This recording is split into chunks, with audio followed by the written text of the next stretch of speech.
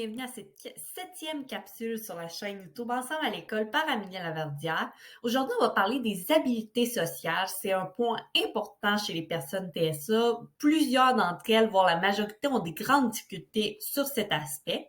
C'est que pendant cette présentation, je vais vous parler des difficultés que rencontrent les personnes TSA au niveau des habiletés sociales, de l'intervention en contexte d'habileté sociale et finalement, je vais vous parler un peu des scénarios sociaux.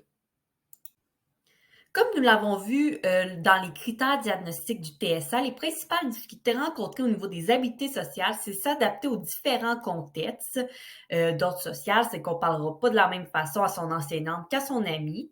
C'est d'interpréter le non-verbal, c'est tout ce qui n'est pas dit avec un langage, avec des mots. Et finalement, de comprendre les conventions sociales, c'est que tout ce qui est le principe de faire un rang, de se mettre en arrière d'une autre personne, de ne pas dépasser, c'est tout ce qu'on va rentrer dans les conventions sociales. Au niveau des interventions maintenant, les deux principales que nous voyons le plus, c'est les groupes d'habileté sociale. C'est une bonne façon de travailler dans le concret. C'est qu'on utilise des situations concrètes en demandant aux élèves, un petit groupe d'élèves, de faire des activités et ça va leur permettre de développer leurs habiletés sociales et de faire des enseignements dans le concret, ce qui va être beaucoup plus simple à comprendre pour les personnes TSA. Le deuxième point qui peut souvent être utilisé, c'est les scénarios sociaux. C'est ce qui permet de préparer la personne à une situation sociale à l'avance au moyen d'une petite histoire. Je vais vous présenter les différentes façons de rédiger le scénario social dans la prochaine diapo, mais sachez que si vous voulez chercher un peu sur Internet, vous allez trouver plein de scénarios sociaux qui sont déjà faits et qui vont peut-être répondre déjà de base à vos critères. Maintenant, on va parler des différentes façons de rédiger un scénario social. C'est qu'il y a quelques aspects importants à prendre en compte. Premièrement, il faut qu'il y ait un petit affirmatif qui est évocateur. On comprend rapidement de quoi va parler le scénario. C'est qu'exemple, on pourrait dire « je prends mon rang ». Le deuxième, c'est qu'on va utiliser des phrases qui sont descriptives. On va décrire ce que la personne doit faire. C'est qu'exemple, quand la cloche sonne, je prends mon rang devant le mur.